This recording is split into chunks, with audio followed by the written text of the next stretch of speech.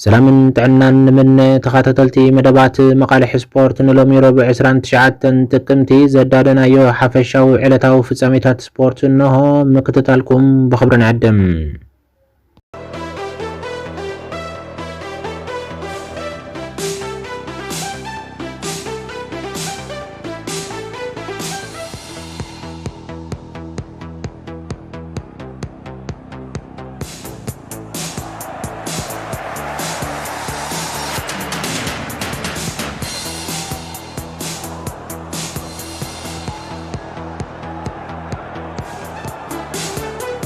እንግሊዛዊት ክለብ ማንቸስተር ሲቲ ንወሳኒ አከፋፋሊያ ሮድሪ ሓድሽ ውዕል ክትገብረሉ ኣብ ዝርርብ ከም ዝኣተወት ጸብጻብ ጋዜጣ ቢቢሲ ስፖርት ሓቢሩም እዚ ውዕል ክሳብ 2029 ክናዋሕ ትጽቢት ተገይሩሉ ምህላው ዝሓበረት እታ ጋዜጣ እዛ ክለብ ቅድሚ ምዝዛም 2029 ኣብ ስምምዕ ከም ትበጽሕ ርግጸኛ ኮይና ከም ዘላ ትገልጽ እቲ ብውሕዱ ንክልተ ዓመት ክናዋሕ ዝኽእል ውዕል ካብቲ ሕጂ ኣብ 2027 ዝውዳእ ውዕሉ ናብ 2029 ክመጦ ከም ዝኾነ ይፍለጥ። እዚ ሓድሽ ውዕል ንሮድሪ ኣብ ማንቸስተር ሲቲ ድሕሪ ኖርዌጃዊ ኣጥቃዒታ ክለብ ኤርሊንግ ሃላንድ ካልኣይ ዝለዓለ ኣታዊ ዝረክብ ተጻዋታይ ዝገብሮ ክኸውን እዩ። ሮድሪ ኣብ 2024 ካብ ዘጋጥሞ ምህርምቲ ልጓም ብርኪ ኣብ ዝሓብየሉ ዘሎ እዋን ሪያል ማድሪድ ነዛ ኣከፋፋሊ ንምፍራም ድሌታ ገሊጻ ነይራ እያ። እዚ ብሮድሪ ዝፍለጥ ሮድሪጎ ሄርናንደስ ካስካንተ ዝተባሃለ ተጻዋታይ ብ4 ሐምሌ 2019 ካብ እስፓኛዊት ክለብ አትሌቲኮ ማድሪድ ናብ ማንቸስተር ሲቲ ከም ዝተሰጋገረ ዝፍለጥ እዩ። እቲ ስምምዕ ድማ ሮድሪ ኣብቲ እዋን ኣብ ታሪኽ ማንቸስተር ሲቲ ዝኸበረ ፈራሚ ገይርዎ ከም ዝነበረ ኣይርስዕን።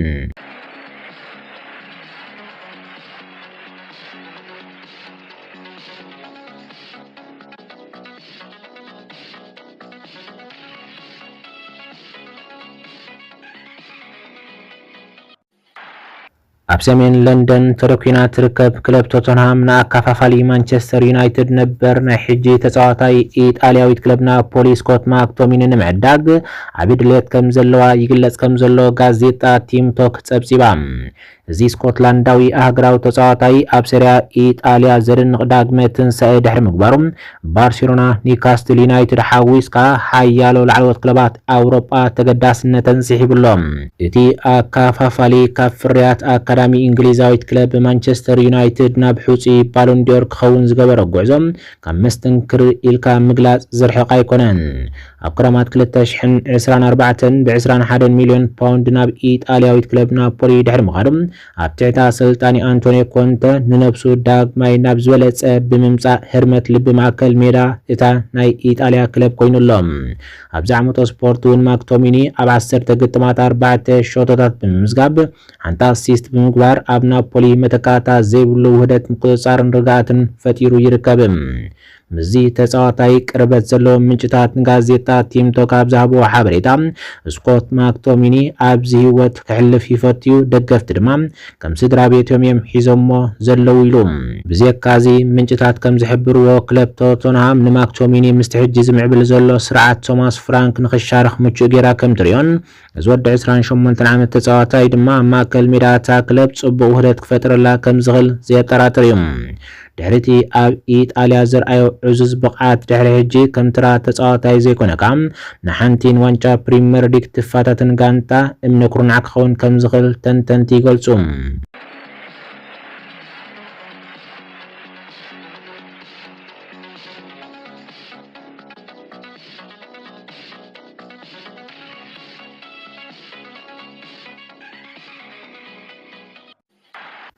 ናይ ከተማ ማንቸስተር ክለብ ዩናይትድ ምስትስፉ ተጻዋታይ ክለብ አርቢ ሳልዝበርግ ከሪም አላጄቢኮቪች ትተሓሓዝ ከም ዘላ ተሓቢሩ። ጋዜጠኛ ቲም ቶክ ዲን ጆንስ እታ ናይ ከተማ ማንቸስተር ክለብ ኣብ ልዕሊ እቲ ወዲ 18 ዓመት ተጻዋታይ ትዝንቢ ምህላዋ ሓቢሩ። ኣሰልጣኒ ሩበን ኣሞሪም ኣብ ዝሓለፈ መስኮት ምስጋር ምስ ስርዓቱ ዝሰማምዑ ተጻወትቲ ንምርካብ ኣብ ዝገበሮ ጻዕሪ ንብራያን እምብሞን ማቲወስ ኩንያን ብምፍራም ኣብዚ ቀረባ ሰሙናት ፍረ ክረኽበሎም ኮይኖም ይረአሎም እዚ ከምዚል እንቆላ አሞሪም ንፓትሪክ ዶርጉ ዘፈረመሉ ምክንያት ምልክት ክገብር አይካለን እዚ ማለት ድማ በዓብዩ ከምሉእ ተኻላኸልቲ ወይ ድማ ናይ ክንፊ ተኻላኸልቲ ኮይኖም ዝፃወቱ ዝነበሩ ተፃወቲ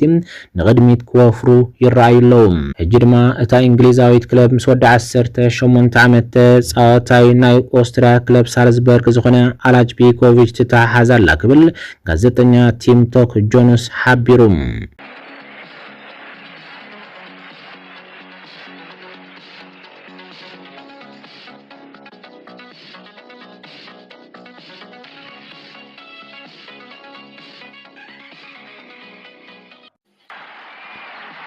አሜሪካውያን ሰብ ጸጋ ዝውንንዋ እንግሊዛዊት ክለብ ቸልሲ ኤድዋርዶ ካማቪንጋ ኣብ ኤል ክላሲኮ ኣብ ሳንቲያጎ በርናቡ አንጻር ባርሴሎና ብዘርአየ ብቕዓት ከም ዝተመሰጠት ተሓቢሩ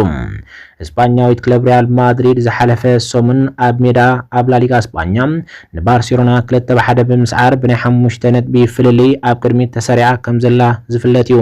እዚ ከምዚሉ እናሃለወ ኤድዋርዶ ካማቪንጋ ምስ ማድሪድ ነቲ ጸወታ ክጅምሮ እንከሎ ኣብ ማእከል ሜዳ ኣድማዒ ብቕዓት ብምሃብካ ጋንታ ሃንስ ፍሊክ ጸወታ ንምቁፅጻር ክትቃለስ ዓቢ ምኽንያት ኮይኑ ነይሩ እዩ ኣብዚ ዓመቶ ስፖርት ካማቪንጋ ኣብ ላሊጋ እስፓኛ ንኻልኣይ ግዜ ዝጀመሮ እንኮ ጸወታ እኳ እንተነበረ ብመሰረት ጸብጻብ ጋዜጣ ዲፌንሳ ሴንትራል ግን ቸልሲ ኣዝያ ተመሲጣያ ክትብል ገሊጻ እታ ንሪያል ማድሪድ ማእከል ዝገበረት ማዕከን ዜና ቸልሲ ድሕሪት ኣብ ኤል ክላሲኮ ዝረአዮ ብቕዓት ንካማቪንጋ ክተፈርሞ ትደልላ ክትብል ጸብጺባ ኣቦ ወንበር ክለብ ቸልሲ ቶድ ቦይሊ ብብቕዓት ካማቪንጋ ኣዝዩ ስለ ዝተደነቐ ድማ ነዚ ፈረንሳዊ ኣካፋፋሊ ክሳብ 75 ሚልዮን ዩሮ ዝግመት ክፍሊት ክህብ ድልው እዩ ይኹን እምበር ኣሰልጣኒ ማድሪድ ቻቪ አሎንሶ ነዚ ከም ናይ ጸጋም ተኻልኻላይ ኮይኑውን ክጻወት ዝኽእል ተጻዋታይ ክሸጦ ኣይደልን እዩ ጋዜጣ ዲፌንሳ ሴንትራል ወሲኻ ከም ዝገለጸቶ ካማቪንጋ ዋናጩ ክዕወትን ሓደ ካብቶም ዝበለጹ ተጻወትቲ ዓለምና ክኸውን ዘድልዮ ኩሉ ዓቕሚ ኣለዎ ኢላ ኤድዋርዶ ካማቪንጋ ካብ 2021 ጀሚሩ ኣብ መዝገብ ማድሪድ ዝርከብ ተጻዋታይ ክኸውን እንከሎ ምስታ ክለብ 2 ግዜ ላሊጋ እስፓኛን ቻምፒየንስ ሊግ ኤውሮፓን ተዓዊቱ እዩ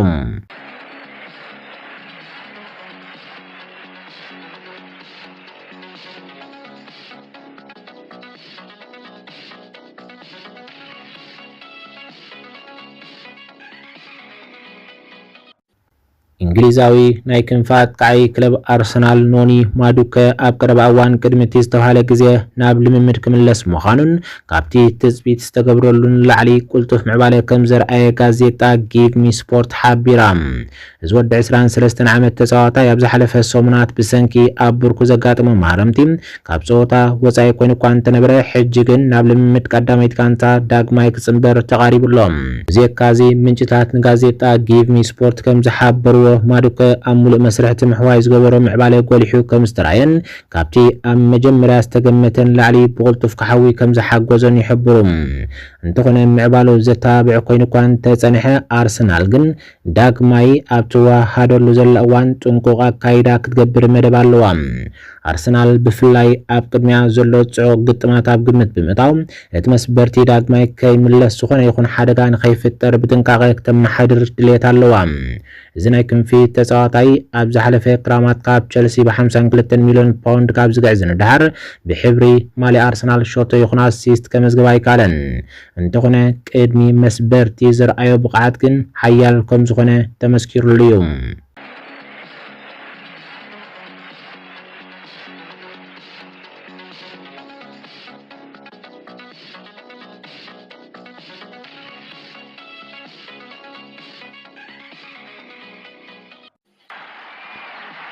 ዝኸበርኩም ተኸታተልቲ መደባት መቃልሕ ስፖርት ንሕጂ ዝበልና መደብ ነዚ ይመስል ነይሩ ኣብ ካልእ መደብ ብኻልእ ትሕዝቶ ክሳብ ንራኸብ ሰላም ንኹልና